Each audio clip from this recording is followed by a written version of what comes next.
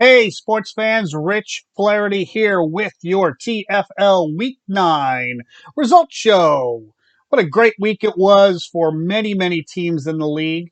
Let's quickly go to the headlines. Headline number one is the Mooners. The Mooners dominate this week and get the high weekly score of 122 points.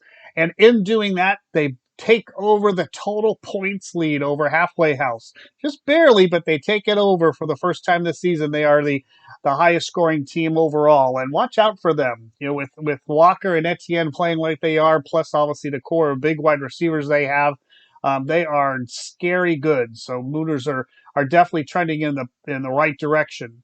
Through week headline number two is through week 9, we only have 5 teams left that have a winning record.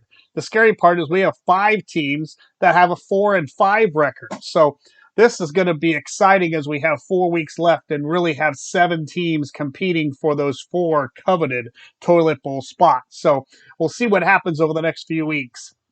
Hang takes over the number 1 seed again. They were there for a while, dropped back. Now they're back in that number 1 seed. And was there an upset this week? Let's get to that a little bit later.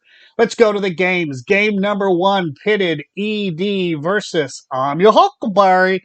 This is supposed to be a victory for ED. TFL actually had it a close victory.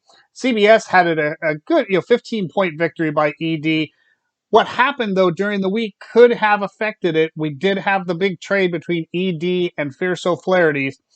For this game, I don't think even the trade would have made a difference for ED compared to the Huckleberries. The outcome would have been very the same.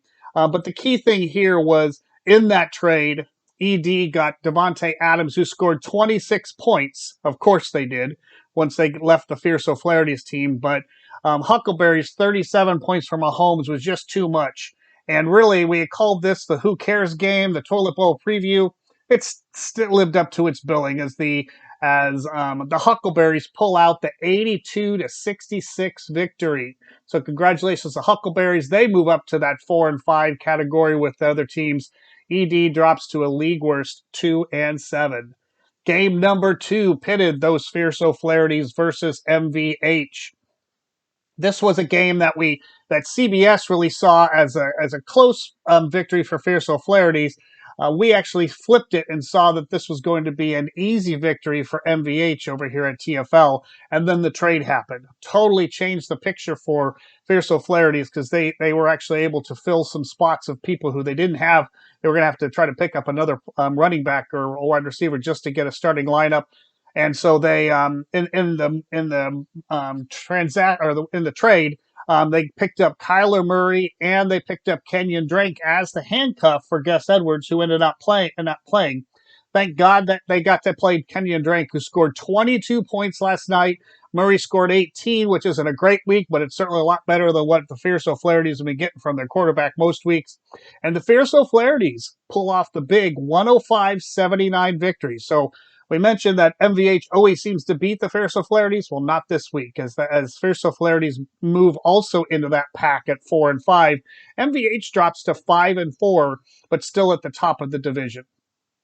Game number 3 is Hang 10 versus the Fat. Now, we didn't call this the blowout game of the week. We mentioned there was another one that did prove to be the blowout game of the week, but we thought this was going to be a fairly easy victory for Hang. Both lines had it. CBS had it as a 28-point victory. TFL had it a 16-point victory. It was a lot closer than we expected. In fact, the Fat could have won easily had they picked the right kicker and started Folk, who scored 17 points as a kicker, which is pretty incredible. But the Fat, again, just they got scores of 20 points from Hurst, who is obviously their key driver for their team. They did get 13 points from Jeff Wilson, but then they got 5, 9, 2, 2, 7, and 8 of the rest of the team. It's just not going to happen. You're not going to get a lot of victories in this game. The Hang didn't do much better, but they only got 2 points from Benjamin, 3 points from Gabe Davis, 3 points from Josh Elliott, their kicker, but they had just enough to pull out the 68-66 victory. So Hang moves to 7-2, and the Fat drop into that big category at 4-5. Game number 4 is the girls on the beach. Oh, that's right. This is the Beach Sucks tournament. Girls on the beach against Beach Sucks. And this was supposed to be an easy victory by CBS's standards for girls on the beach. But as we heard in the broadcast, there was a little bit of a change in TFL. If I can get this thing to work. Like they're going anywhere. So this should be an easy victory. CBS has this as an 85 to 73.72 easy victory for GOTB. But oh no, it's TFL upset alert! All right, there it was, the TFL upset alert siren. And yes, it happens. It happens. We see a huge victory for Beach Sucks against Girls on the Beach. 73 to 54. Louisville Share pulls out the victory thanks in large part to 20 points from Tariq Hill, and really in a large part because Girls on the Beach had way too many people on bye. Losing Dak Prescott, Brandon Ayuk, and of course Christian McCaffrey. So this really probably wouldn't have been that close had they had all their players. But again, it doesn't matter. Girls on the Beach falls to 4-5 in that big group, while Louisville Share moves up to 3-6. Let's go to game number 5. Let me get a drink. Excuse me. We had G-Men at 6-2 against the Halfway House. Both lines had this as a close victory for the Halfway House, and indeed it was a victory for the Halfway House. Turned out to not be very close, as the Halfway House gets 23 from Derrick Henry, but more importantly gets 28, another huge week from their Patriots defense.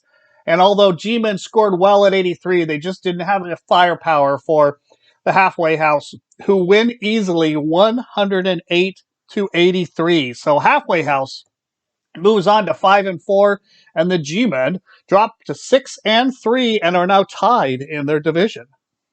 And then our last game, this was the blowout special of the week. It was the Mooners against No Way in Hell Hall. CBS had this as a 21-point victory for Mooners. TFL had this as a 23-point victory for the Mooners, and it was not even that close. As we mentioned, the Mooners jump all the way up to 122 points. Get this scoring. They got 24 from Tua, 24 from Walker, 23 from Etienne. Right there, that's 71 points in 3 players, and then you add in Jefferson. That's 89 points. They had enough points in those 4 players to defeat the No Way in Hell Hall team. And that's despite No Way in Hell Hall getting 50 points, 50 points from Joe Mixon. And they still couldn't pull out a victory with 50 points, as they only scored 83 total. No help with the Bears defense that got a -4, but I don't even a good defense wouldn't have kept them this game. Mooners win easily, 122 to 83. Awesome victory for the Mooners. As I said, watch out for them. They're going to be tough the rest of the season, and I don't think anybody wants to have to play them going forward. But that's it. Mooners go to 6-3, and No Way in Hell Hall drops to that group of 4 and 5. So let's quickly look at the division. So now in the lounging division, we have a tie at the top. G-Men are 6-3. Mooners are 6-3. G-Men hold the tiebreaker at this point because they beat Mooners early in the season. So, well, that's a great division for us to watch. In the Tater division, although Halfway House is coming back, Hang still holds a 2-game lead in that division at 7-2. Plus, they have the tiebreaker, so it's really a 3-game lead. So Halfway House has some work to do to try to see if they can catch Hang, but Hang certainly is not going away. And then down in the remote division, you now have MVH with the lowest, the worst record as a division leader at 5-4, with Girls on the Beach and No Way in Hell Hall only a game back now at 4-5, and ED at the bottom of the barrel at 3-6. So there you go. We have a great competition, or a great week coming up. Watch for the preview show, and we'll talk to you later. Bye-bye.